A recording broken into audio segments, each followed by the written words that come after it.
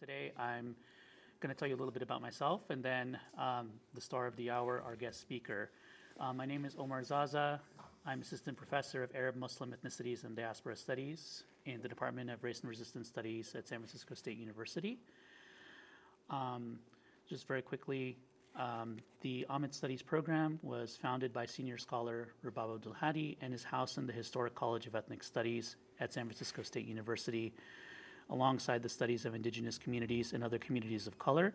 The Arab and Muslim Ethnicities and Diaspora Studies program is framed within a justice-centered perspective that is grounded in the need for accountability and service to multiple publics, including those within and outside of the academic community. If you're interested in conversations like the one we're having today, I encourage you to check out our programming as well as to take Ahmed Studies courses and, of course, to minor, because we do have a very robust minor that is available to all. With that said, I will now introduce our speaker. Rusha Latif is a researcher and writer based in the San Francisco Bay Area. A first-generation Egyptian American, she traveled to Cairo in 2011 to conduct ethnographic research on the uprising. Her interests include social movements and revolutions, the study of gender, class, and race and ethnicity, Islamic studies, and Middle Eastern studies. And she wanted me to be sure to note this. She's also a proud member of the CSU community, having graduated with a degree in history from San Jose State University before going on to UC Davis for graduate school. So please join me in giving a warm welcome to Rusha Latif.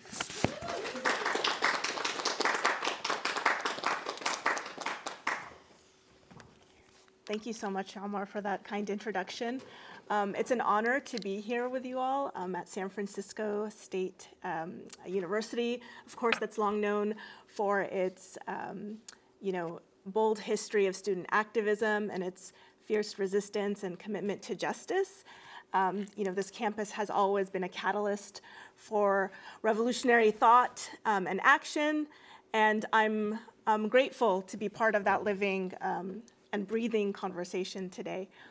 I'm excited to not only share my research with you on the Egyptian Revolution, but to also think out loud with you about its relevance to this current moment of rupture we are in today with Gaza and the global movement building up in solidarity with Palestinians in their struggle for liberation. And I think it's important that we think about these two causes together because they are inextricably interlinked with deeply intertwined histories and bound up futures, basically making them, one and the same.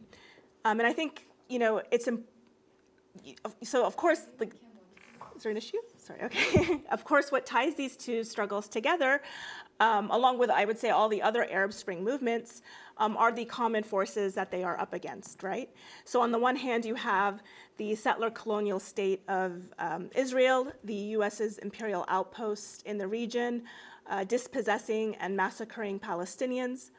And then on the other hand, you have these authoritarian Arab regimes that are complicit in this oppression, chief among them Washington's clients in Cairo, right? So since the signing of the Camp David peace accords in 1979, Egypt has been an indispensable ally in maintaining US interests in the region. It has worked closely with Israel to protect its security, repressing Palestinians alongside them by upholding the blockade of Gaza on its border. And then at the same time, the Egyptian state represses its own people, the majority of whom stand in solidarity with their neighbors and object to their government's complicity in this injustice against them. Egyptians know very well that this solidarity is one of the main reasons why the US props up these autocrats that tyrannize them, right? Obstructing them from achieving genuine democratization in their country. So it is both the anti-Zionism of Egyptians and their desire to upend the imperial order that keeps Egypt subservient to the US and the West that makes these Egyptians, right, or the Egyptian public such a threat. So if the government of Egypt was responsible or responsive to Egyptian public opinion, this would basically spell the end of the Zionist project, US hegemony, and the Arab powers that profit off of them.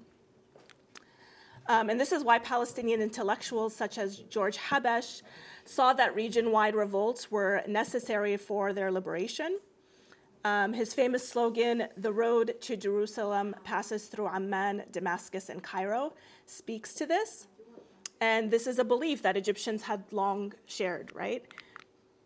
And in fact, we saw echoes of it, of this slogan during the 2011 revolution in Egypt with signs that read, "The liberation of Jerusalem begins with the liberation of Cairo."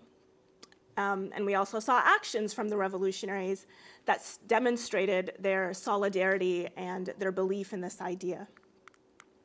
So in 2011, for instance, Egyptian protesters stormed the Israeli embassy in Cairo twice, and they also expelled the ambassador.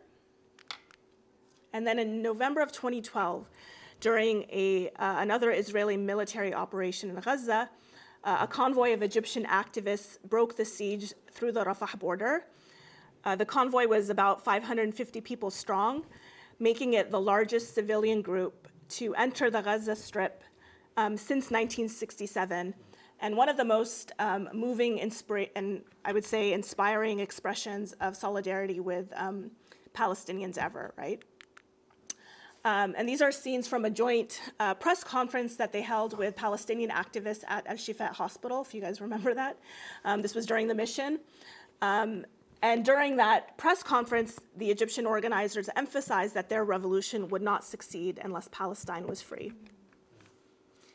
Okay, so now with that preface and these interconnections between these struggles in mind, I want to shift gears and focus on the question of praxis by taking a closer look at what happened when Egyptian activists tried their hand at liberating Cairo and Jerusalem by extension through revolution in 2011, and what we can learn from their experience for the struggle ahead. My remaining discussion will be based on my book, Tahrir's Youth, which tells the story of the young people who instigated the Egyptian revolution, and through their story explores the themes of leadership and organization in the movement. So beyond just trying to shed light on the experience of Egypt's revolutionaries, my goal with this book is to ask some bigger questions about the challenges facing mass movements today, and the future of revolutionary organizing in the 21st century. And so, with this escalating crisis in the region and really globally, and the new opportunities it's opening up for activists there and beyond, I think these questions are especially urgent. So the questions that drive this study revolve around tropes that surfaced during the early days of the revolt. As many of you will recall, at least those of you who are older, right? I know some of you were probably like in elementary school back then. But when those inspiring images of the revolting masses were kind of erupting onto our Facebook and Twitter feeds back in 2011, there were all kinds of new phenomena that we were being told we were witnessing. The dominant media narrative at the time was that this was a spontaneous, leaderless uprising powered by social media. And for the first time, this is when we heard terms like the Facebook revolution, right? At the same time, much was said about the revolution being youth-led. And so these scenes and these descriptions really kind of inspired and fascinated me, not just as a young Egyptian following the events from California, but also as a student of social movements. And I was especially intrigued by the clear tension between these descriptions. Like, how could the revolution be leaderless and youth-led? Could it be both? How, right? Which one? So I decided to travel to Cairo to just see what I might learn. And sure enough, what I discovered was that these kind of spontaneous and leaderless tropes were inaccurate, and they actually failed to understand the movement on its own terms. And so I realized that a more useful and theoretically generative approach is to take for granted that there were leaders in the Egyptian revolution, as in any movement, because there's really no such thing as a leaderless movement, right? And instead try to understand their agency in this moment. So the questions that this presentation will focus on are, what were the key conditions that enabled the youth's agency as revolutionary leaders? And then what were the constraints on that agency that prevented them from achieving a winning outcome for their movement? These questions in my mind help us recover some critical learnings from the protagonists behind this historic movement, including lessons that we would miss if we just accepted this leaderless narrative without, asking any questions. So just to give you some context from my study, I'll quickly remind you of the key players and a brief timeline of what we call the revolutionary period, which spanned about 4 years total, and it sort of includes 4 sub-periods. The first is the 18-day mass uprising that began on January 25th, 2011, and led to the ouster of President Mubarak, who had been in power for 30 years and had consolidated Egypt into an authoritarian neoliberal police state. And of course, the epicenter of the uprising was the famous Tahrir Square. And the grievances that drove Egyptians out in rebellion were both socioeconomic and political in nature. So they included crushing poverty, political repression, police brutality, rampant corruption, and discontent with the country's foreign policy, especially its US-Israeli relations. The second is the 18-month democratic transition period that was overseen by the military body known as SCAF, Supreme Council of Armed Forces. They took over power after removing Mubarak. And this also marks the beginning of when the Muslim Brotherhood, which was Egypt's largest, oldest, and most organized opposition group, they now break away from this multi-ideological revolutionary coalition that together ousted Mubarak. And now they start to sort of look out for their own interests and play the political game accordingly. The third is Mohamed Morsi's one-year presidency following Egypt's first free democratic election in June of 2012. And of course, Morsi is the candidate of the Muslim Brotherhood. And then the fourth period begins with the June 30th, 2013 uprising against Morsi, which is followed by the July 3rd military coup that removes him from power 3 days later. Then there's the horrific events of the Rab'a and Nahda Square massacres of Morsi supporters who had staged sit-ins calling for his reinstatement. And so this also now marks the beginning of Sisi's rise to power, Sisi who's in power today. And also, it signaled kind of the beginning of the defeat of the revolution at the hands of the counter-revolution. And it also marks the beginning of what is arguably the most repressive period in modern Egyptian history, which unfortunately we're all still living through today. And this is just to give you a sense of, how my field work and interviews with activists sort of mapped on to this timeline. Okay. So the group that I ended up profiling for my book is the Revolutionary Youth Coalition, or RYC, I'tilaf Shabab al-Thawra in Arabic. And let me just clarify that this was just one of many different groups that were active in the revolution, but they stood out as a really important group to focus on for a few reasons. So the RYC was made up of the 6 major youth movements most active on the ground leading up to January 25th. They reflected the heterogeneity of Egypt's revolutionaries. So they included men and women, working and upper-class youth, Muslims and Coptic Christians, liberals, leftists, and importantly, Islamists, namely youth of the Muslim Brotherhood, which was a really big deal at the time, and I can explain why later.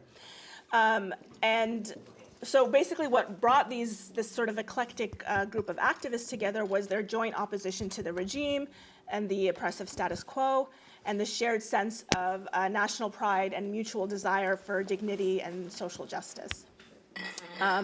This group played a key role in planning the mass actions on January 25th, including a really critical protest march, without which we might not have had a revolution or even an Arab Spring to speak of today.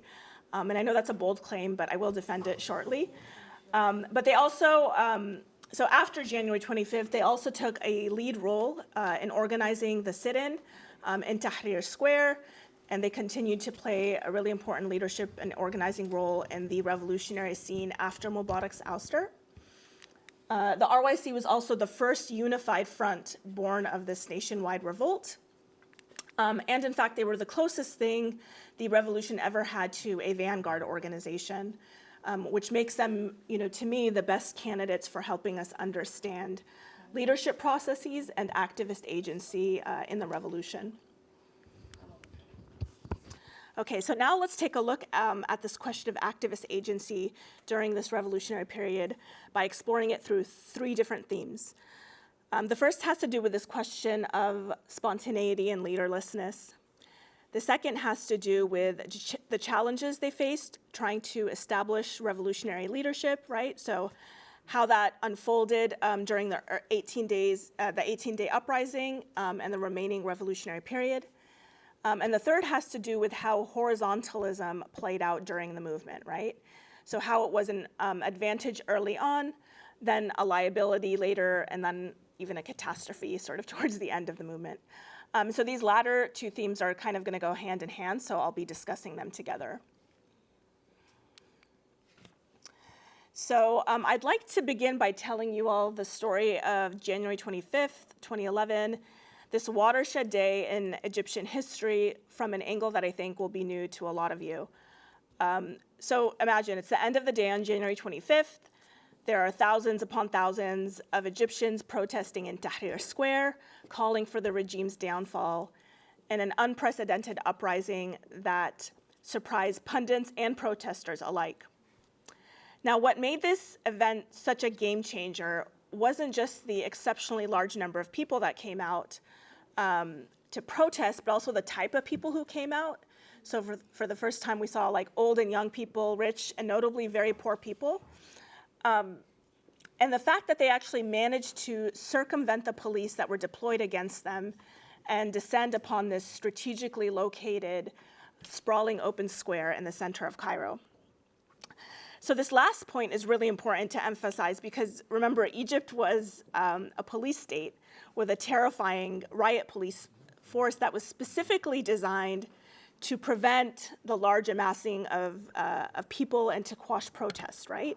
And the authorities knew about these protests because they were widely announced online, and they warned that they were going to be very heavy-handed in their response.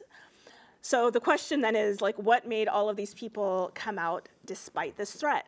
And how were they able to overcome these security forces to get to Tahrir?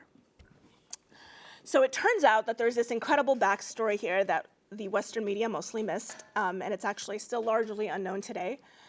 And the protagonists of this story are a group of activists who were energized by the unprecedented popular uprising that had just taken place in Tunisia and unseated the country's 30-year dictator there, right? And this was now the first successful uprising in what later became known as the Arab Spring.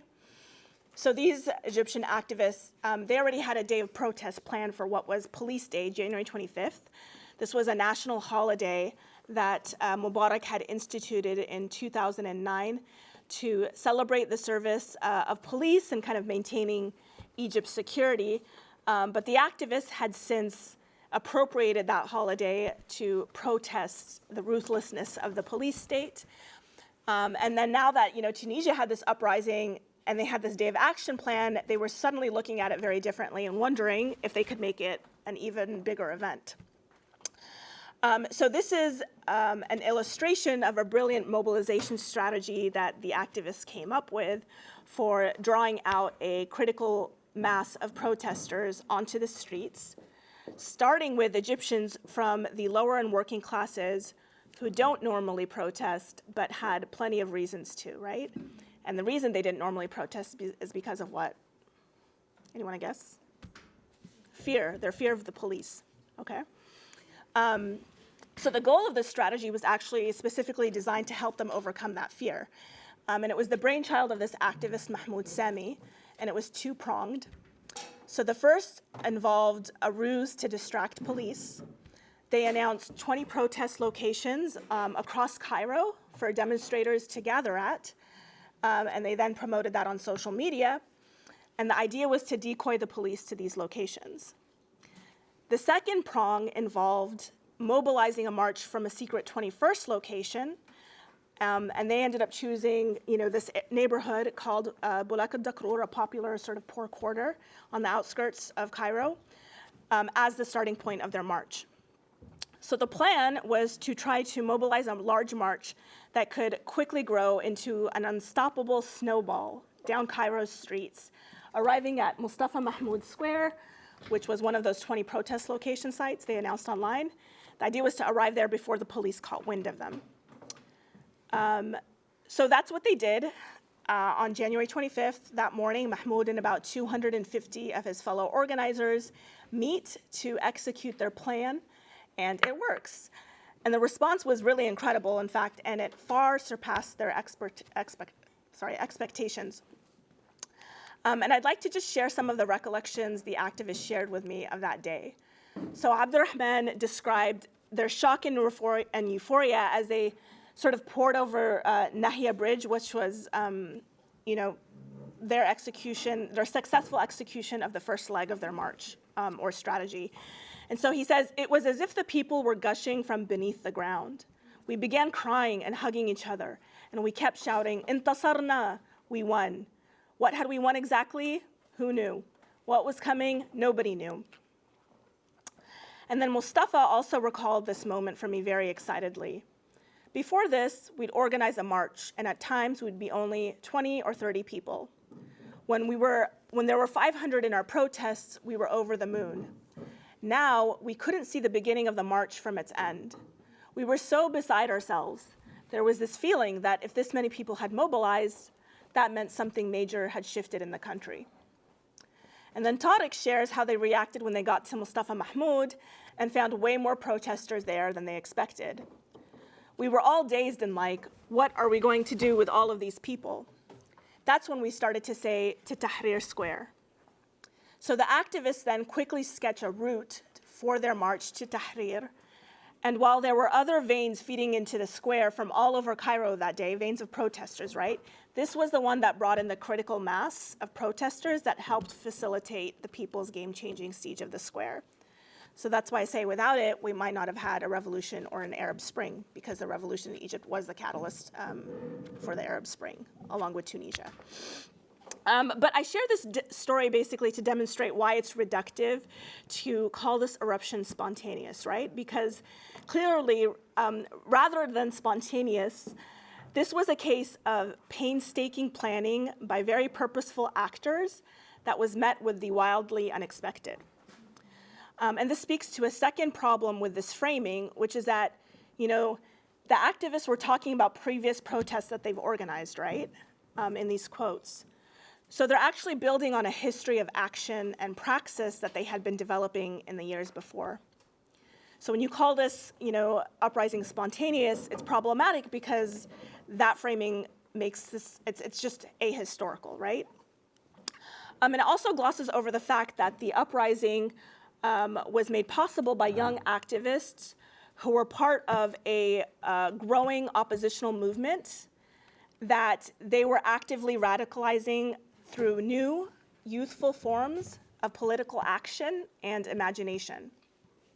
So this movement actually began 10 years earlier in a moment much like today with the Second Palestinian Intifada in the year 2000, which had actually radicalized and inspired many of them to protest for the first time as students in solidarity. So they joined the mass protests that were happening and exploding really on Cairo's streets. And they also they also participated and organized protests and other actions, other acts of civil disobedience on their university campuses. So along with the anti-Iraq war movement in the year 2000, the Intifada, that was 2002, the Intifada sort of served as the gateway, their gateway into anti-regime dissent. And then this movement wave around regional struggles was then followed by 3 subsequent waves that built upon each other. So there was one around calls for democratic reforms, another around an explosive labor struggle, then another around police brutality. And this latter one was sparked by the police killing of the young man named Khalid Saeed in the city of Alexandria in the year 2010. So in the first 2 movement waves, which were kind of led by an older generation, these activists were being radicalized and socialized into activism for the first time. And then in the second two waves, it was now this new generation of activists who were establishing the movements and leading them. And they were coming up with new protest strategies and tactics. And these included flash protests like the one you saw here in popular quarters, the aim of which was specifically to bring out the ordinary Egyptian masses into the struggle, which was something that the old opposition guard had failed to do. So these young activists were trying to learn from their elders' mistakes, and they were, raising the culture of resistance in Egypt to new heights in this moment, as they were building this very robust activist network and this very loose, horizontal, decentralized movement structure that made space for its participants, like Mahmoud, who you saw earlier, to kind of act autonomously and creatively and just step up as leaders, right?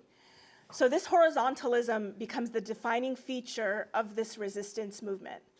And I want you guys to remember that because we're going to come back to it later.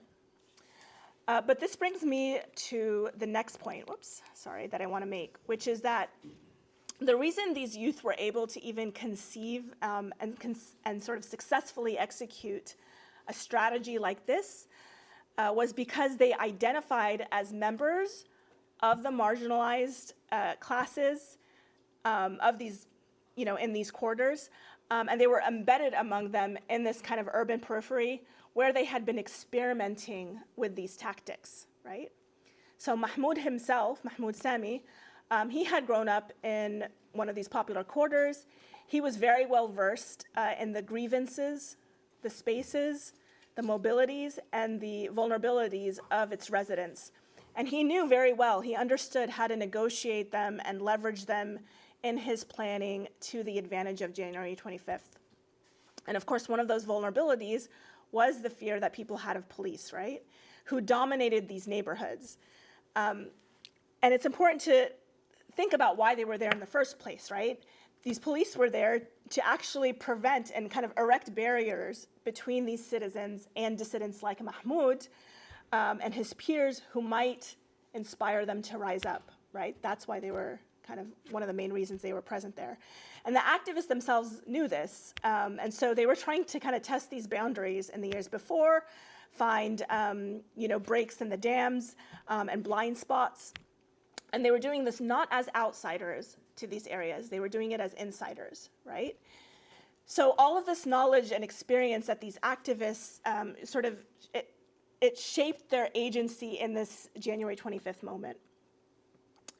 And I emphasize this popular class background and the social capital it gave them as organizers, because the impression that Western media gave us at the time was that the activists who were behind the revolt were these very highly cosmopolitan, English-speaking, tech and internet-savvy young people who came from urban, financially comfortable middle and upper-class families, and they might have even been like current or former students at elite universities, like the American University in Cairo.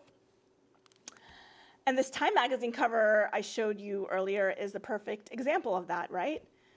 But this wasn't an accurate portrayal. And I have to say, I know a lot of these people in this photo, and they're not from that class. They're from sort of a more comfortable middle and upper class. So this portrayal was inaccurate, right? Most of the activists behind the revolt did not speak English. They did not go to elite universities, and they weren't like digital activists operating from behind a screen. They were popular class youth who were organizing and putting their bodies on the line in these urban areas where they came from.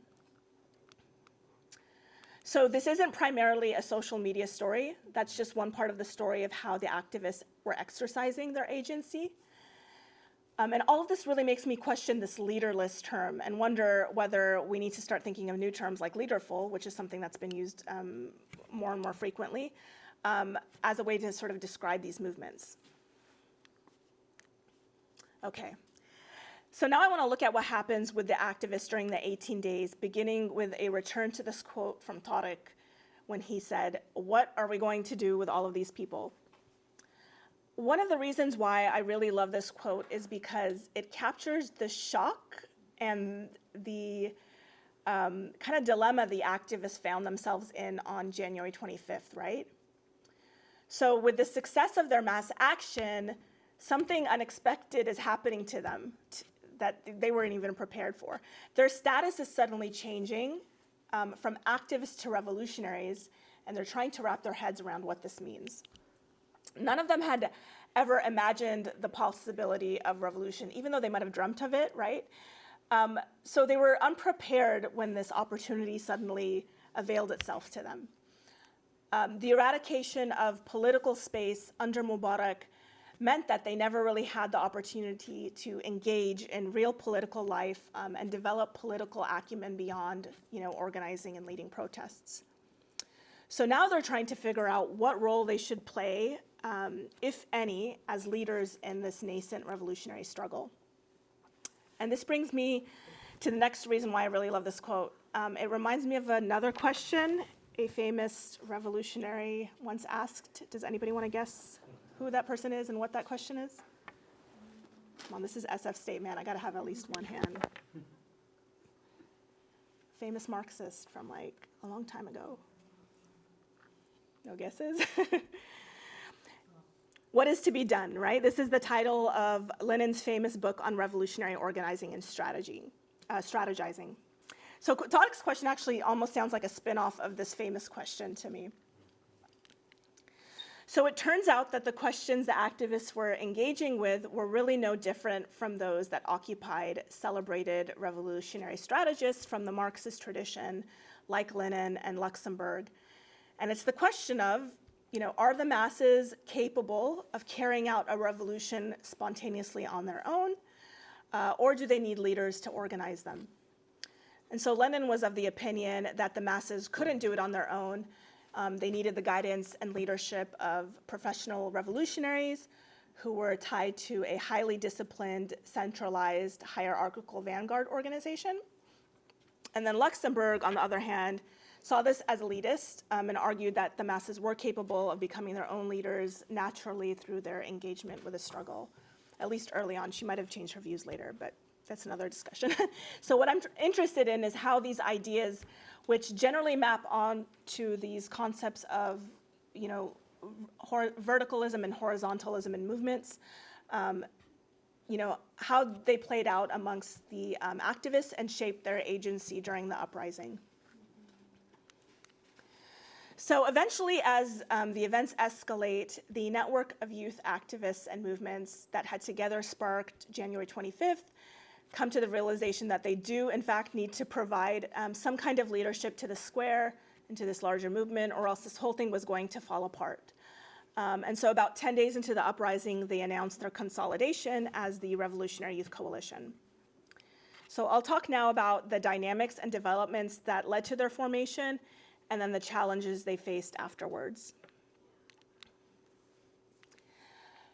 So up until the point they announced themselves as the coalition, the activists were reluctant to step to the forefront of the movement in any way as leaders.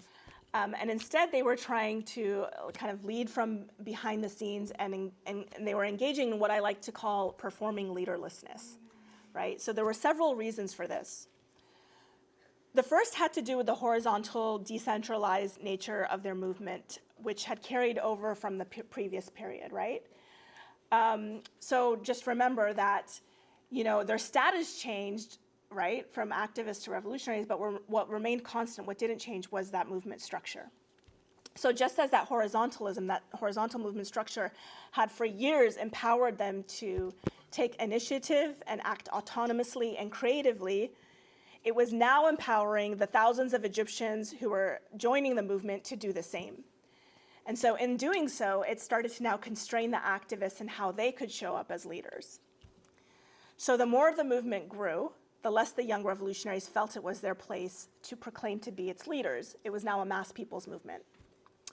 And in fact, they couldn't really claim leadership even if they wanted to, because the movement itself really fetishized its popular leaderless nature, right? It would have just lashed out against them, and we saw that happen many times. Anytime somebody sort of rose to the forefront as some sort of a symbol, they were torn down. What people saw, so the movement's leaderlessness is what made it legitimate and in a lot of people's minds, not just the protesters, but also the activists. So both of them kind of kept promoting that image, right? Plus, declaring themselves as leaders would have made them regime targets, right? So there was that threat that they had to consider. And then lastly, claiming this kind of leadership was a really big move that nobody was really prepared to make, right? Because what does it mean to lead a revolution? They hadn't seen it done before, right? What kind of responsibility are you committing to shouldering? So they're wrestling with this ambiguity in this moment. So then this was the position of the activists so this was the position of the activists until an event called the Battle of the Camel, which was a violent episode in which the regime sent thugs to attack protesters in the square. Thereafter, some members of the opposition formed themselves into a group called the Council of Wise Men, which really triggered the young people and the women in the square. But they basically start to enter into negotiations with government officials about how to bring an end to this impasse. And that's when these activists started to realize that there had to be some kind of an official group that represented the radical position of the square to protect it from being undermined, demobilized, and sold out.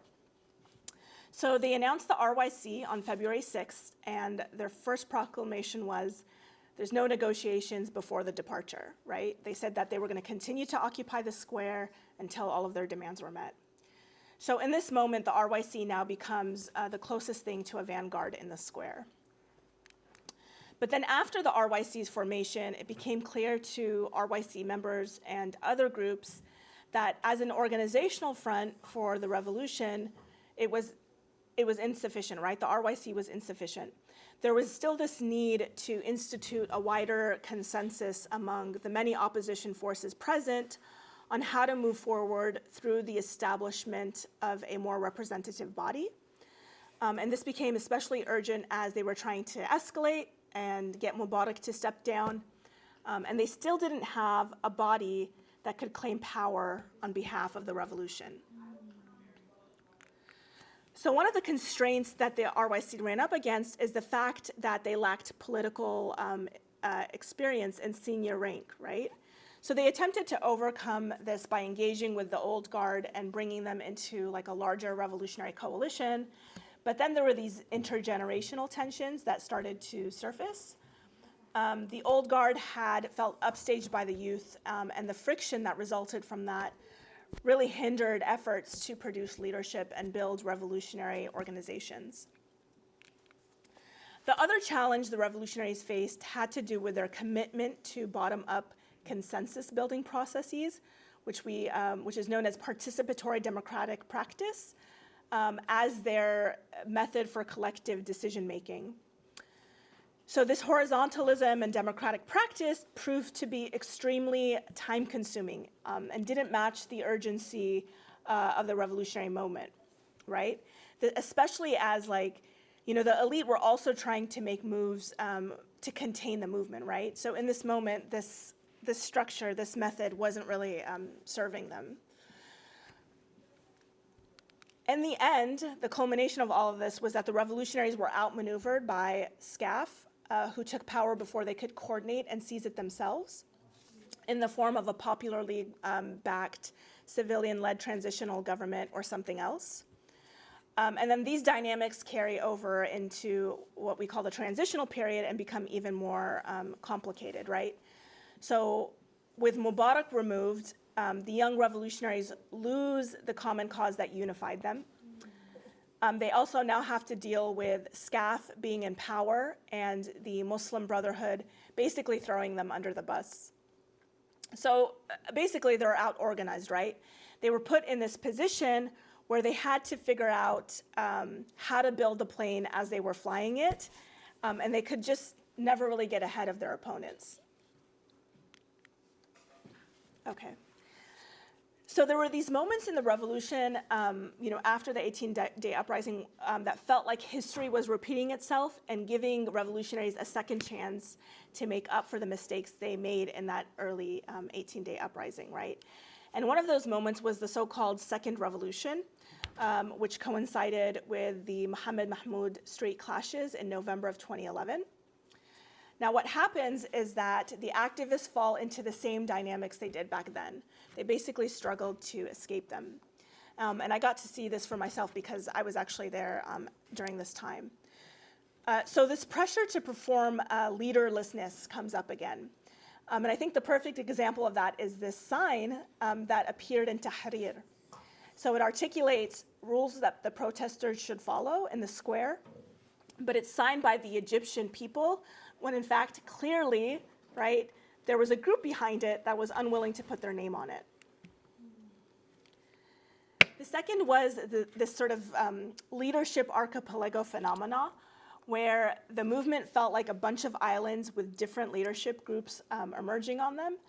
And these groups were often unaware of each other's activities, and they even acted at cross purposes as they were each trying to figure out how to capitalize on this new political opening and seize power for the movement. There were also a lot of endless meetings, and I got this title from a book called Freedom is an Endless Meeting, which I think is an absolutely great title. But these meetings basically took forever because the aim was to reach consensus about the way forward. But again, this method just didn't match the urgency of the moment. And then again, we saw the limits of youthfulness. So the activists wanted to form a civilian authority to speak on behalf of the square and take back ownership of the transition period from the military, but they couldn't say, like, we're the transitional government, right? Because nobody would take them seriously. So they tried to get some senior opposition figures on board, and several of them were initially interested in this kind of proposed initiative the activists had, but then they later backed out, and then the whole thing fell apart. So the culmination of all of this, again, is that another opportunity to seize power for the movement was lost. So the activists really needed to pivot into more structure and vision in order to cohere and sustain their movement, but they couldn't due to these various constraints. And this just became more and more difficult as time passed and the movement became more decentralized and fractured. So as one of the main forces of the revolution, the RYC is embedded in these horizontal dynamics, contributing to them and reflecting them, even as they're trying to navigate them and overcome them. And the RYC eventually disbands right after the election of Mohammed Morsi. The reason they gave was they said, it's the end of the transition period. It's time to now think about new organizational forms that could serve us in the next stage of the struggle.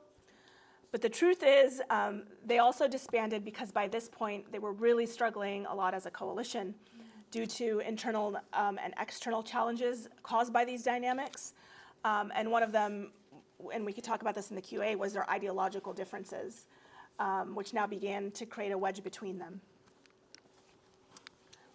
So let's talk about the counter-revolution and how the movement's horizontalism played into that, looking specifically at the Tamarrud movement, which erupted against Morsi in June of 2013. So this was basically a decentralized petition campaign demanding Morsi to resign, and it's embraced widely and quickly by Egyptians. Now, what's notable about this movement is that it erupted in this leadership vacuum, right? The RYC wasn't a body anymore. And it became very clear that there were unsavory actors behind it, right? Figures from the old regime, the military, the police. And so this is when we started to see the most serious drawbacks of this horizontal structure, which is that if a revolutionary movement is too horizontal and too open, then anybody can claim to speak for it. So that's what happened.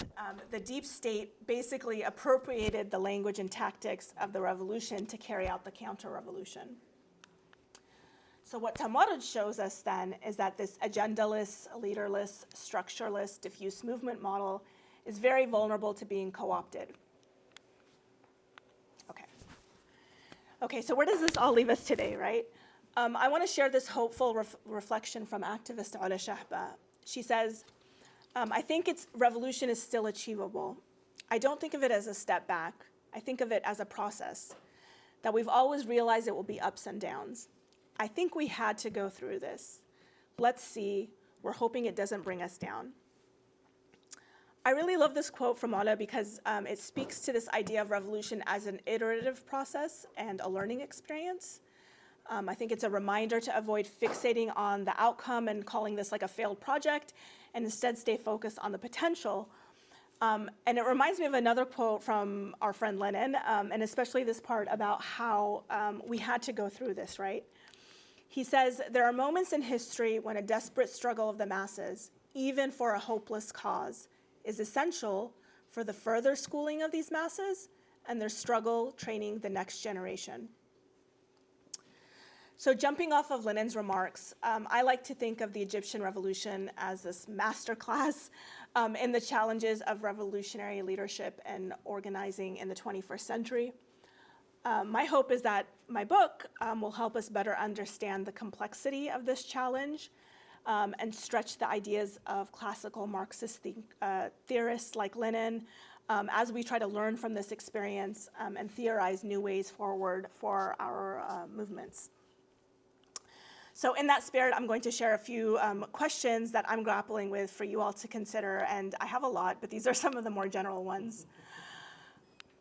Was the revolution permanently defeated, or when we think about defeats in movement in general, do we think of them as defeats that are permanent, or is this simply a stage in a longer process of revolutionary action and transformation?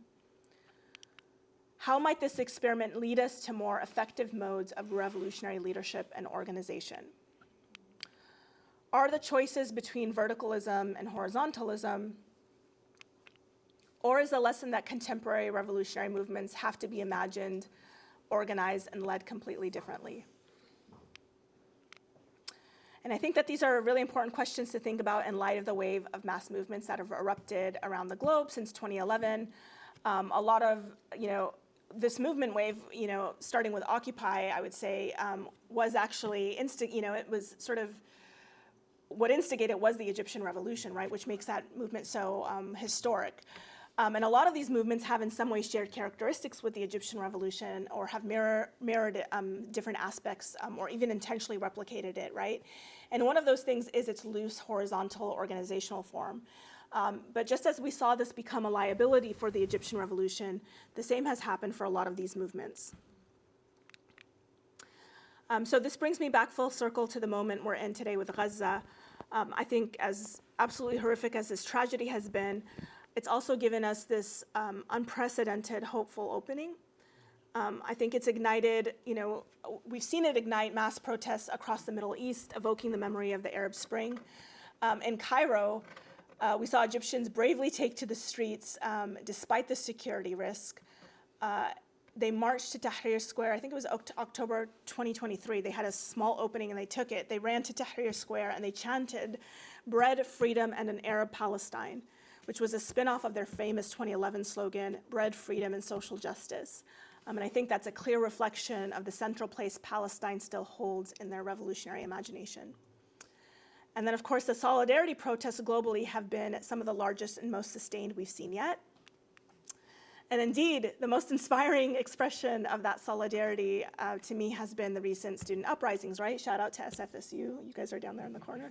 Led by youth in the belly of US empire, which I think is a remarkable twist that mirrors the radicalizing effect the Second Palestinian Intifada had on Egypt's would-be revolutionary leaders.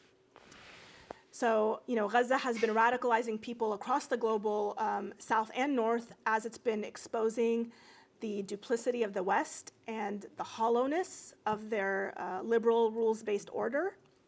And I think we've reached a tipping point or a turning point. Like more and more people are seeing their stake in Palestine's liberation and the role they must play in it if they also want to get free. So then the question now is, what is the way forward through this crisis beyond protest? If the aspiration is a free Palestine and our freedom along with it, right, then what does a new world in which this aspiration is realized actually look like? And how do we get there? What's the pathway? What's the vehicle for sustaining global popular commitment for the long haul? How do we build an expansive, enduring international movement that can take on global capital and topple empire, right? Huge questions, but we have to answer them. And just to conclude on a personal note, I like to share that the Egyptian Revolution meant a lot to me personally. It was very transformational for me to be a part of it. I learned a lot about myself and my own agency through my engagement with the activists and their struggle. There was this expression Egyptian revolutionaries used to say a lot during those years of upheaval, and it was, the revolution continues, الثورة مستمرة. Sadly, nobody says it anymore in Egypt, right? Which is disheartening, but my hope is that by learning from this experience, from their experience, we can sort of collectively breathe new life with them into this expression and make it meaningful again soon. Thank you guys so much for your attention.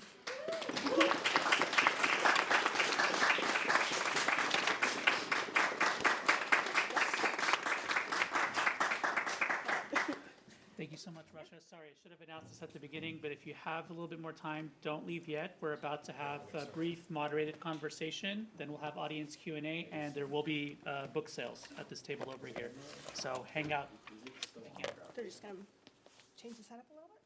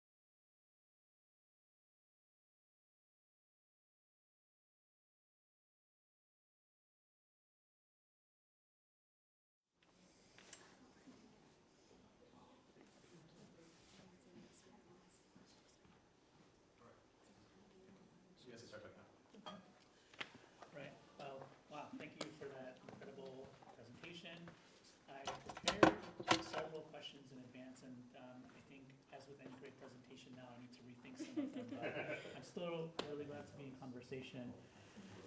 I guess one thing I want to start with, you did such a great job bringing us to like the contemporary connections. I do want to step back from that for a second though and just reflect on the first chapter of your book where you really talk about what it was like for you to go into this revolutionary moment, and you reflect really on your positionality as an Egyptian American Muslim woman and kind of like the expectations you had about what navigating the space would be like, and then you kind of, I guess, encountered some contradictions that you didn't necessarily expect. So given that in the program we have such an emphasis on diaspora, but we also have a lot of organizers and activists here who I imagine will be probably in some revolutionary moments themselves. Can you tell us a little bit more about what that experience was like and why you felt it was important to foreground even the ways that things didn't line up the way that you expected it to? Yeah. So that was the first chapter that I wrote. It's the chapter is called Encountering Revolution, Expectations and Reality. As I kind of mentioned in my presentation, like when the revolution erupted, I was really excited. I think a lot of us were, not just, if you were Egyptian, but that was kind of the first major, like huge revolutionary movement that all of us had kind of witnessed in our lifetimes. And that was unfolding in lifetime on social media. And I had, my family's from Egypt. I grew up in the US. I was born and raised here in the Bay Area.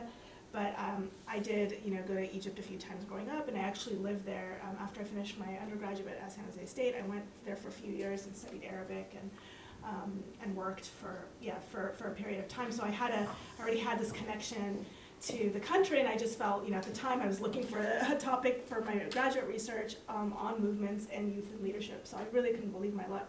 So it was very easy for me to make that decision to go and study this movement. And really it was an excuse for me to go and study it. I just wanted to be a part of this movement. And I really, when I was planning it, I thought, I'm the perfect person to do this research because I'm Egyptian and I speak the language, and of course you're comparing yourself to the quintessential like white male researcher, and I had to kind of justify that in my proposal, and I gave all the reasons why I was the right person to do this research and why I should get funding. And then something happened, by the time I got to Egypt, when my first encounter with the revolution in Tahir Square, which was just a few days after I arrived. There was a huge uprising on July 8th, a huge kind of round of protests that started and launched a new 3-week sit-in. From a distance, I really felt like I was a part of this movement, and then I got there and I felt really distant from it, and it was like very jarring to just realize I wasn't as Egyptian as I thought I was, because even though I had lived there, and then I realized, I'm like, how is this experience any different from when I lived here 3 years ago? Well, I was sort of living there as an expat, and I was sort of in this bubble of a community of people that were from the US as well in diaspora, and we were sort of studying Arabic together. But this was the first time I was like really engaging with the shab, in like a very visceral way, and even protest movements were sort of a new thing to me. I wasn't particularly politically active before that. So there were so many things that were coming together, and I kind of recoiled, and I just started to think like maybe I wasn't the right person to do this research, and I had to find a way to navigate that. There were challenges, suddenly my language, even though I thought I had great Arabic, I was like, well, it's not native fluency, it's definitely heritage, and it's still broken Arabic. Suddenly, I remember thinking, well, I was going to chant with everybody in Tahrir Square, and even just chanting felt really awkward because I just felt like it was a performance. Like I didn't grow up in Egypt, I didn't have the same grievances that they had. I couldn't tap into the same historical memory, like my own knowledge of Egyptian history, and that sort of led to that moment was really kind of spotty and weak, and I was like, I didn't know what was sort of driving them and charging them, and so I had to really sit with that for a while before I got comfortable, like kind of going into the movement and interviewing activists. But I wrote about that in detail. As I mentioned, it was the first chapter that I wrote when I got back from my field work. And I felt like it was a really important, I had to process that whole experience for myself and find my voice within that movement. Like, I had to negotiate so many things, like, was I there to be a revolutionary or was I there to do research? Like, I had to figure out how to navigate those. I had to think about, I couldn't just sort of plunge myself in some of the fights, like some of the activists were that I was following. I had to hold back because I had a responsibility as a researcher to get that data and go back. Like, my role was different. So I was constantly trying to negotiate that, my identity in that space, my role, like who I was, what I was there to do. And I think that's really important, especially as young people who, grew up here, and we still feel a connection to our countries of origin, but sadly we're, I don't want to say sadly, because I think it's just, it's a beautiful thing in its own way, right? That we can go back and help our struggles in the global south, but we have to also recognize that we're not, our roles might be different, or, just respect kind of the boundaries of like what's appropriate and how to engage with those movements. So I wrote that out when I came, and I'm glad I did, because it's really helped me find my voice, and also just write the rest of the book in a way that I thought was kind of relatable, and telling the stories of the activists and all of that. So I don't know if that answers your question. Yeah, but yeah. Yeah. No, definitely. And I guess kind of getting into the point about the prescriptions and some of the takeaways. Yeah. I know there's some folks here who may end up buying the book, so I feel bad for giving away some spoilers, but I know that, let's just say that there's folks who start out a certain way and then they don't keep true to the revolutionary ideals, right? Yeah. And so I guess I'm wondering, what do you think, what do you make of the fact, like as somebody who is in the movement, you've seen these narratives happen from beginning, middle to end. You've seen things started a certain way, a commitment to particular ideals, and then you've seen people who are kind of comfortable going into sort of the counter-revolution. Yeah. What do you make of that as a researcher, as somebody who's, committed to a politics of collective liberation, and Yeah. what can we all take away from that? Yeah, I think it's a really good question. So just so people know, the way I structured the book is that I focus on the narratives with 10 activists from that group that you saw, the Revolutionary Youth Coalition, and I basically collected their life stories. So I traced the emergence of the revolution and its evolution and sort of its defeat through their life stories. And so I look at there's kind of two layers to the book, like sort of an anthropological layer where it's just kind of their life stories and this, like their personal stories and their own subjective transformations. And then I look at them kind of as a collective who are trying to engage in leadership and organizing processes in the revolution. So in terms of the one that you're mentioning, which was, and I'll, basically, spoiler alert, by the end of the book, one of those narratives, you can see one of the activists starts out really strong and pro-revolutionary, and by the end of it, he's completely, his comrades or his former peers in the revolution called him a sellout. He basically joined Sisi's counter-revolution, and he's now a member of parliament. And so and I remember thinking, whoa, what? Like, I didn't know what to make of that, because I remember when I interviewed him, he felt very sincere. Like, I never questioned his authenticity, and I had to, and this is part of what I talk about in my methodology chapter, sometimes it was hard for me to read people because I wasn't a native Egyptian, right? So I was like, did I miss something? So I went and asked some of his fellow activists, like, was he, like, always, like, and they're like, no, he was genuine and sincere, but there was an opportunity there for upward mobility, right? And this is a phenomenon in movements, right? Like the sellout phenomena. So Tahir had an opportunity to I obviously I can't really say what his motivations and intentions are. All I can say was what it looked like outwardly is that he's in a much better position today economically than he was during the revolution, right?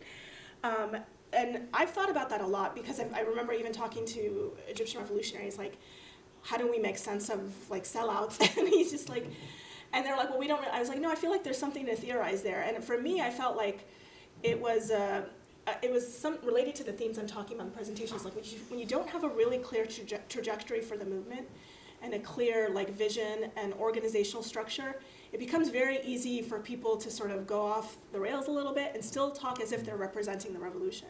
So that's what Tahir did. He excused himself and justified that no, he's still very much a revolutionary. He'll still claim that today, and he just is saying strategies had to change, and some of us had to get into government and figure out how to change things from the inside. Of course, nobody believes him, right?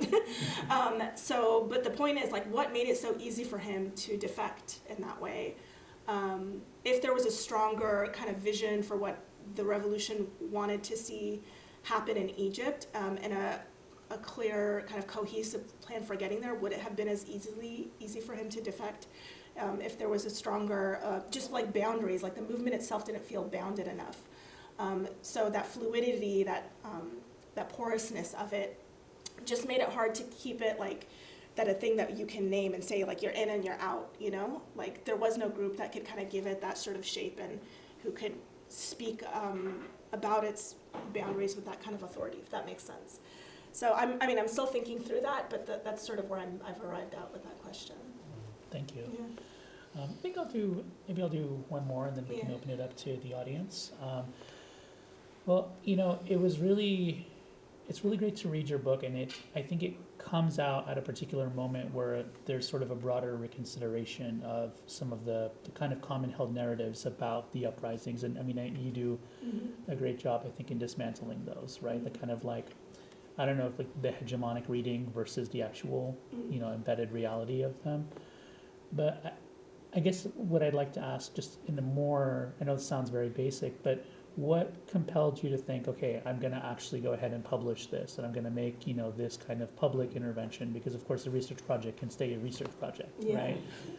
What made you think that this is something worth pursuing and that people need to have conversations about? Even now, seeing how it lined up, I think that suggests, right, the topicality of it, but I'd love to hear a little bit more about that process. Yeah, I didn't go into this project planning to write a book at all.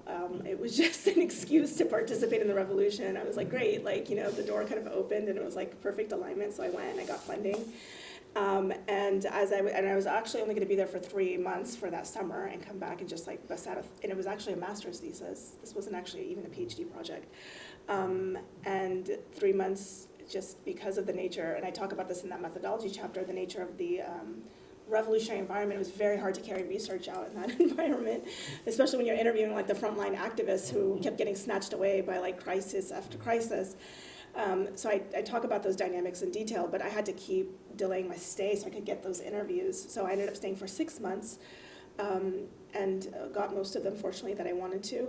And then by the time I started, writing and processing the thing, it came out to like basically a dissertation. And there's a long story there about why I didn't continue into the PhD program.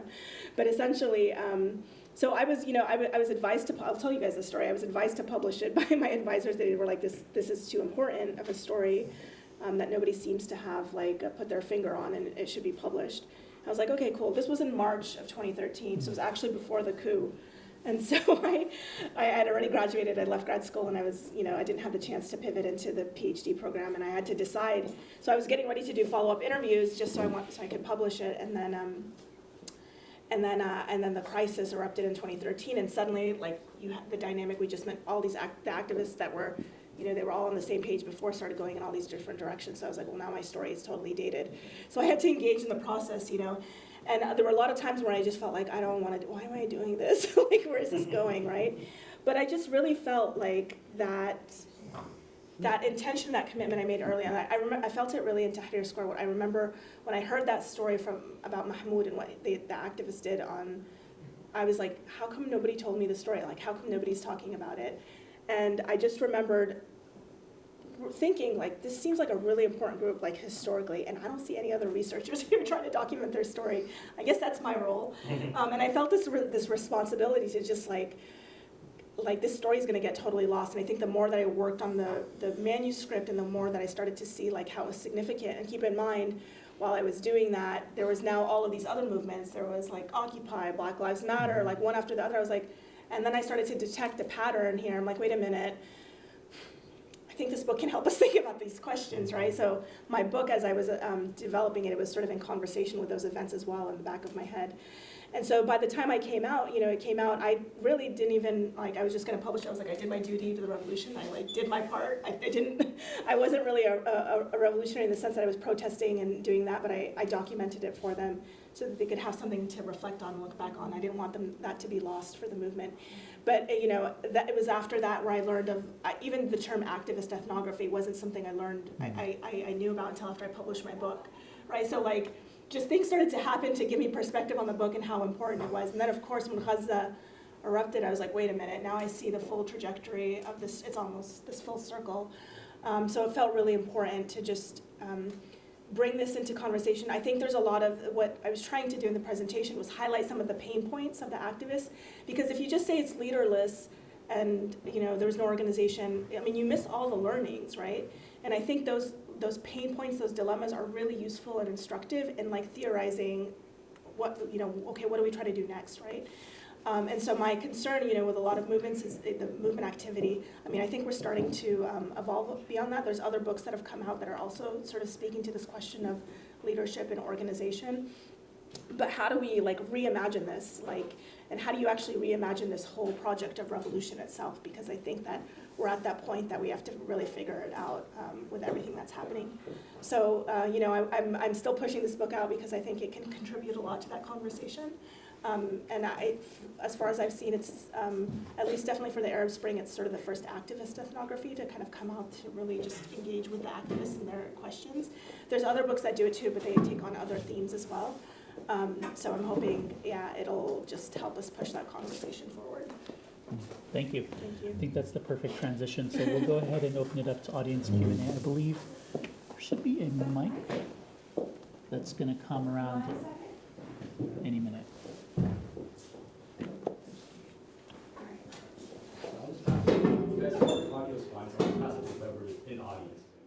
Okay, perfect. So whoever has a question, go ahead, raise your hand, and the mic will come to you.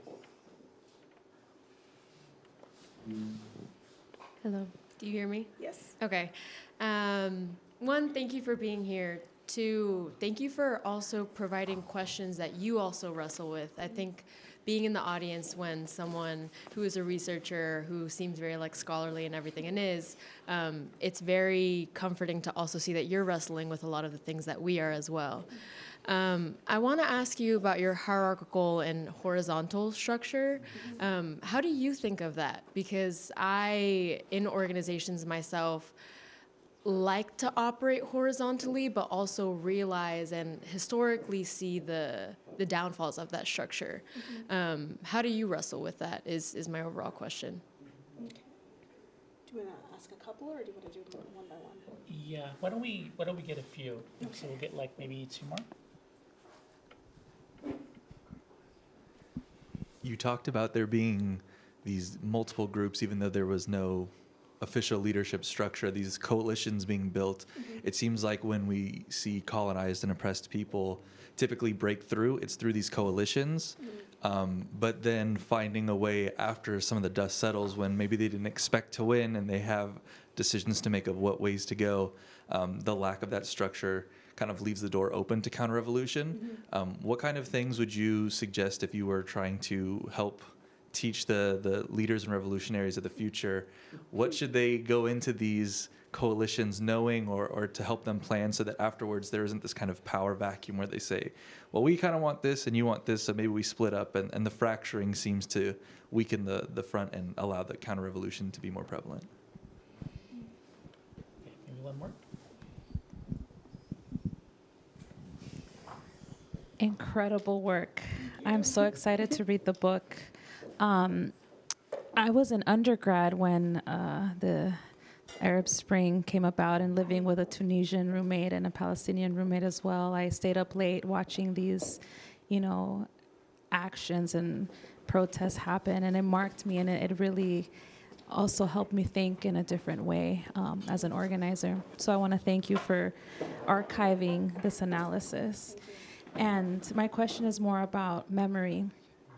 Memory and the reception of your book as a book of memory, mm-hmm.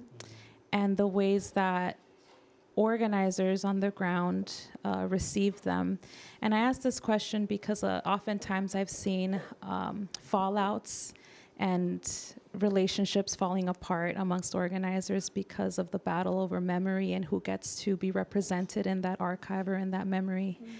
And so I'm wondering, this being one of the many archives of the Arab Spring, how was it received from the organizers, whether or not they saw themselves in the book, and that negotiation amongst people's egos, to say it plainly. Okay. Thank you. These are great questions. I'll just start from the last one since it's the freshest one.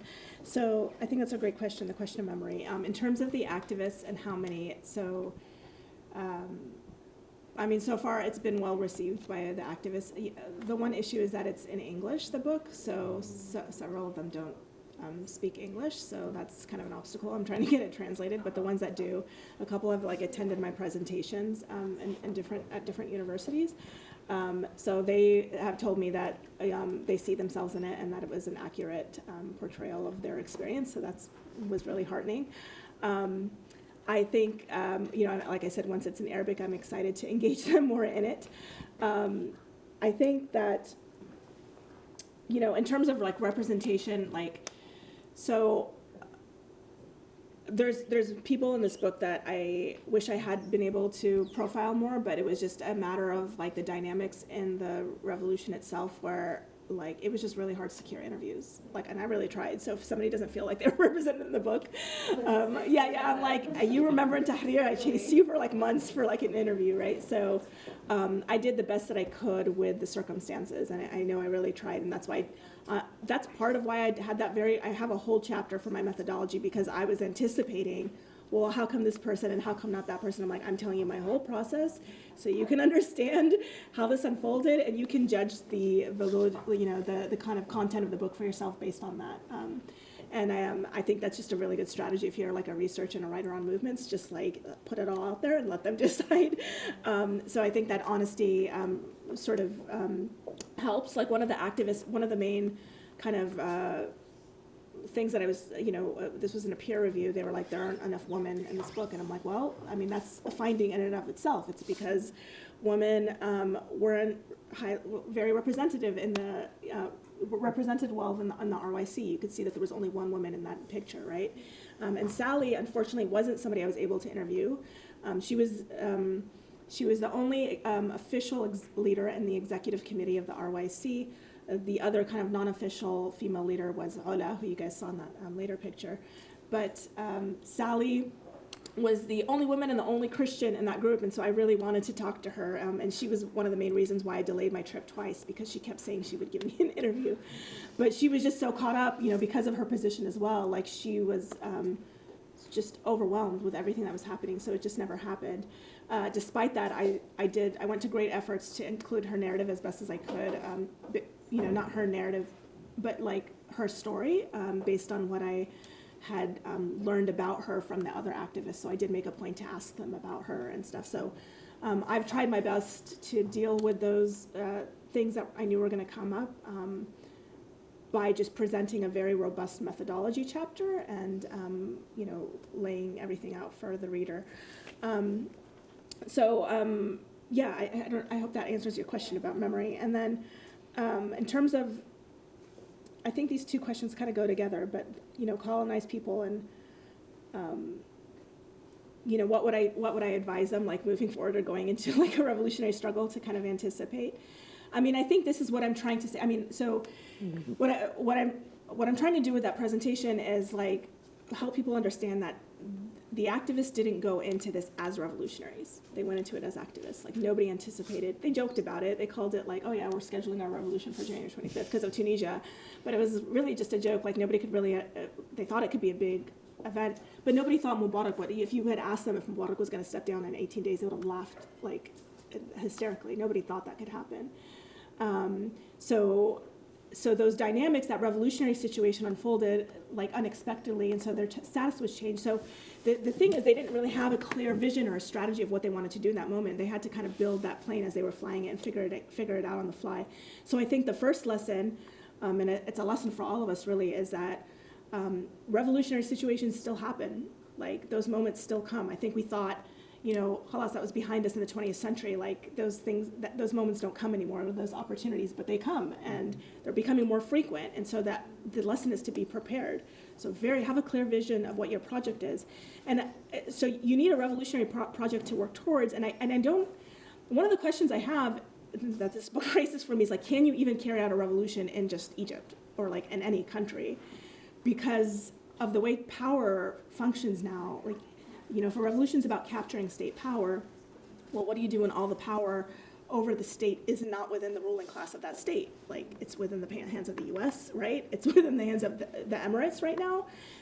Saudi Arabia has influence. All these countries have influence over Egypt, even more than I would say in some respects, in some aspects than the ruling elite of Egypt. So so then what is it? And I think that's what part of what the revolutionaries ran up against, and that's why I say this is a really important experiment to look at, is that they kind of revealed the limits of like, how do you execute a revolution in the 21st century? So does that mean that we have to think about, as part of a revolutionary project, that we have to dismantle the nation state? Like, do we have to imagine, like, what's that vision of the new world without the nation state? Do you see what I'm saying? Like, your imagination has to get really big and really clear and very specific. And then you start to think your strategies and your tactics through there. So the activists, because they didn't have that, they kept falling into their typical tactics and strategies. Like, they kept trying to do that same tactic over and over. And then by then it was like, it wore out. Like, they tried to do it, I think, there was an event called the Tiran and Sanafir when Egypt basically sold 2 islands to Saudi Arabia, and it caused a huge uproar in Egypt. And so they were trying to figure out how to protest, and Sami tried to execute the same tactic. Well, he was thrown in jail. Like, they already knew his tactics, right? So there has to be something bigger that captures the imagination of people, because you also you need that public support for this to stay sustained, and you need their buy-in. So there's so many elements. It's a very complex thing. But I think the lesson is that we have to actually think. We need deep thinking about these questions of organization, leadership, even movement ideology, and think about how but you have to have that destination very clear. That's part of it, because from that destination, if you don't have a clear idea of what your destination is, how do you imagine the vehicle for getting there, right? The two go hand in hand. So I hope that answers the question a little bit. And then in terms of vertical, I think that ties into this, right? Because there's actually a good book called Neither Vertical Nor Horizontal. I don't know if you've heard of that title, by Rodrigo Nunez, I think. But it came out recently as well. But he kind of engages with this question philosophically and very theoretically. But, and I think I agree with him, which is you can't look at it as either or. You have to kind of look at it as part of an ecosystem. Sometimes you're going to need this, sometimes you're going to need that. But you don't also want to think about it just on the organizational level. You want to think about it on the movement level, right? Part of it is does the movement itself, the entire movement, the organizations, and I think this is part of the problem too, is that a lot of the time we think of the organization as a movement, when the organization is a social movement organization, right? It's powering the movement. So think about those two things, I think, have to be separated and kind of theorized separately, and then in articulation with one another. So once that's clear, what is this movement? what are we moving people to? Then you can think about how do the organizations support that, and then the tactics and the strategies and the structure kind of emanate from that. That's how I'm thinking about it anyhow. But I still have thinking to do, and would love to, if anybody has any additional thoughts on that, I'd love to hear it as well. Any other questions?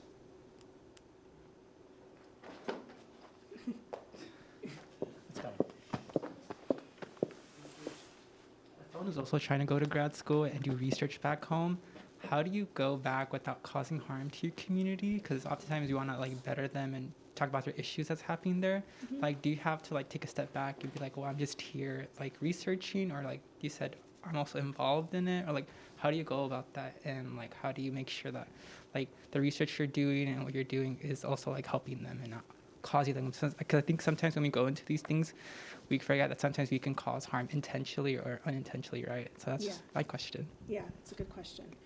I think that it depends on what you're studying, right? And what you're, if it's a movement, right? For me, the questions that came up with was it would just be so counter to the ethos of my project if I was just going there to do research to better my career, and none of this was going to feed back into the movement, right? And as I told you from the beginning, that just even seeing this book as I didn't even know that was a thing, to be honest. The whole kind of PhD trajectory was not on my mind at all. This was a step to getting, tenure or something like that. I wasn't thinking like that. I just felt okay, this is really important, and I'm this can't be lost to history, and it's not fair to these activists to not have this documented. So I was I'm going to do it as a service to them. So I think just being very clear about that you're not there to improve just your. You can't. I'm not saying you can't have that motive, but you also want to uplift the communities that you're studying. You want to be conscious of people's safety. That's really important. That was really important in the context of my work. I actually ended up using the real names of the activists in the book, and that was after a long discussion back and forth with them and my editors. And the reason for that, and they were the ones who insisted, they actually wanted their real names. I was like, yeah, but like, gosh, things aren't really safe right now in Egypt. Are you guys sure? They're like, well, you know, and this is part of the discussion you'll want to have with your informants. They were like, it's an event now. The regime itself sees it as history. They don't really come after like the 2011 activists anymore. It's people who are now like, you know, stuff related to like current events, or maybe stuff related to like the Muslim Brotherhood and the 2013 events and that. But like, otherwise, they're like, it's safe to talk about our story. And they were also like, this is history. Like, if you just like, you know, and how do you say, make them anonymous, right? Like, then it's just like, they felt like they were really, that they were important. Their group was important historically, and that as figures, some of them were important. So they just felt like this isn't just an anthropological work, it's also a historical work. So, you know, I took all of that into consideration, and I used their names. And so far it's been okay. Like, everybody's, the ones that are already, several of them are already in exile. One of them is in prison, so it's not gonna really affect those people. I mean, I think I was more concerned about the ones that were there. But fortunately, like, and also because the book's in English, they said that the government doesn't pay that much attention to books in English. And like I said, everything is really about stuff that happened in the past. It's not like really current. So you do want to think about those questions about safety, and just thinking about like, how does this, and it also just makes your work more meaningful and like something that you want to actually work on, because it's really hard to work on a long research project. So what made it, made me want to engage in it more, or kept me in it, was just like, I think this could have an impact, you know, for the betterment of the, you know, to help the cause, the movement somehow, and not even being completely clear on it at the time, but just having that intention. I think just, you know, the reward unfolds in its own way, in ways that you don't expect. Yeah. You want to do one more? Yeah, I think so. There's a couple more, sure. Or we could take a couple. All right. Any more? Any more questions? Maybe we can do about 2 more before we switch to the book sale portion. There's,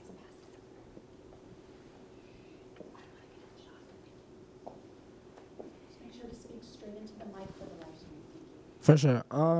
Sorry, I got here a little late, so sorry if you already talked about this.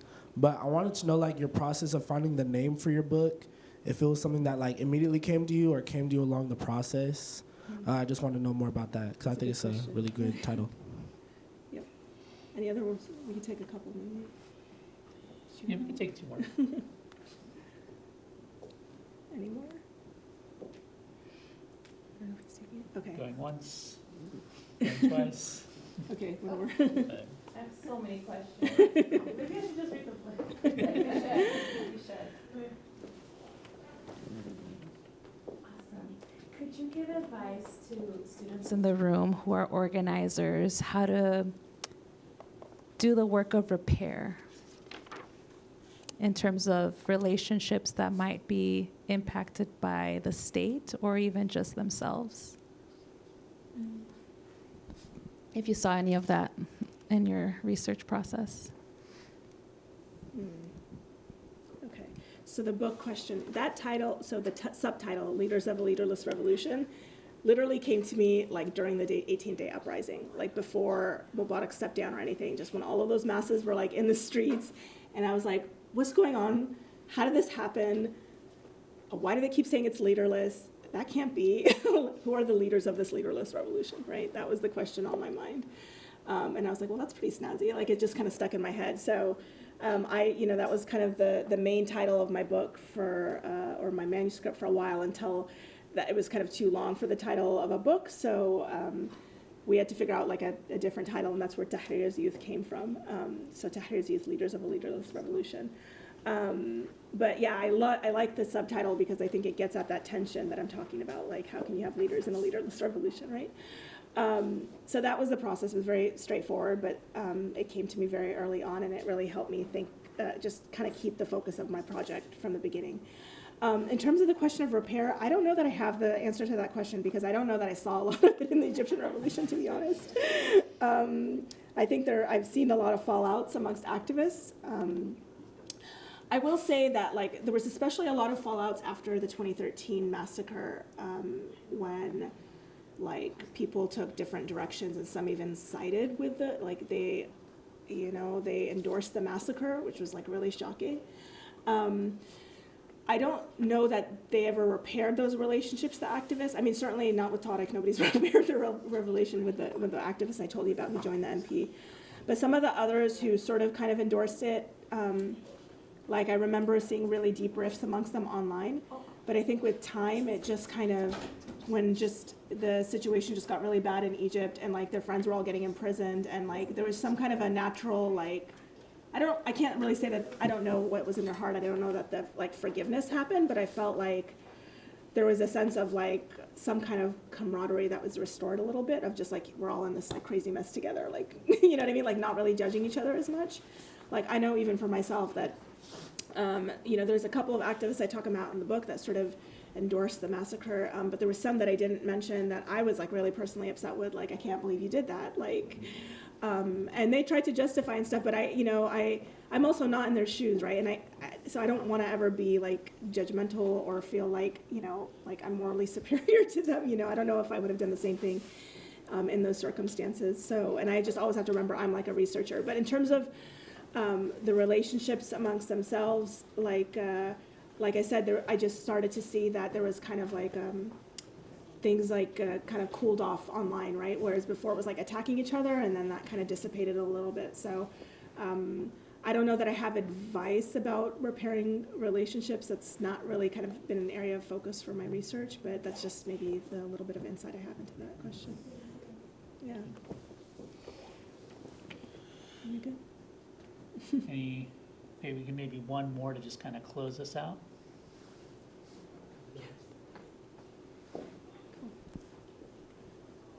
How do you hold a movement accountable when there are no leaders? How do you When it's like no leaders, if it's this very horizontal, if there are things that are mistakes that are made, how does the accountability take place? Or if the movement starts being led astray, if there's certain bad faith actors that might try to co-opt, how do you properly hold them into account if there's no like defined line or structure in that sense? That's a really good question. I'm glad you asked it, because I don't think that, like, and maybe this answers your question about horizontalism. It's like, I don't think that horizontalism is a bad thing. It's the issue is that it's not structured. It's not like a structured horizontalism. Like, if you don't, like, I think we don't see the structure of the movement.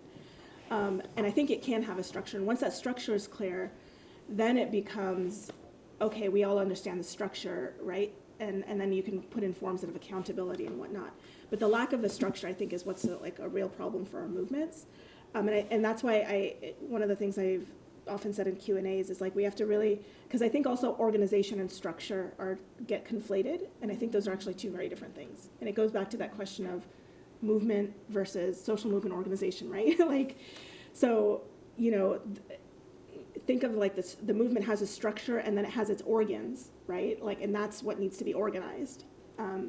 So thinking through that, the relationship of those two things and being like, if I could give an example, like one example of a structurally horizontal movement, just so that we have like a metaphor to think with, is were any of you involved in like the Bernie Sanders campaign in the last one in 2020, or like, I know we have issues right now, but like, if any of you were involved in that, if you go through one of their trainings, right, and this was both election cycles, they had a certain model for how to build out this movement campaign. It was called the snowflake model, right? And so they had that metaphor where it's like one person and they teach, 5 or 6 people, and then those people go and teach others. So it was actually kind of, if you think about it, it was like a structure. There was like a mental model that you could think with of like imagining this movement. Now, there's a lot of issues with that model. I won't get into that here.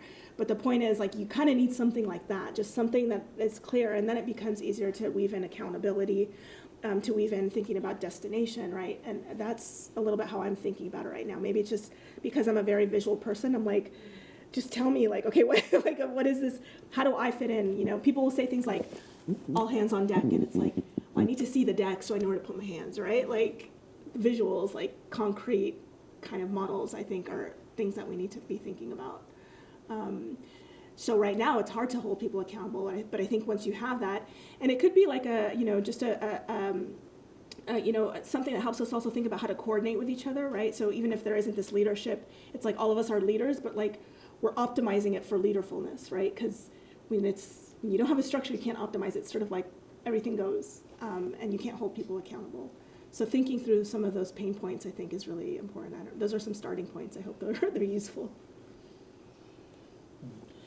Thank you. Well, I think this could continue all day. Yeah. But, I think we should transition to the book signing and book sale. So I just want to kind of end by thanking all of you for coming out, thanking our co-sponsors, including BECA, for not only endorsing but also hosting us here, That's and awesome space. Thank you. yeah, and this wonderful stream. Thank you to the General Union of Palestine students. Thank you to PYM Bay Area, Ahmed Studies, Teaching Palestine, Faculty for Justice in Palestine, AROC. Race and Resistance Studies, AROC, yeah. And thank you all. Maybe we'll catch up for an informal kind of debrief after this and after the stream.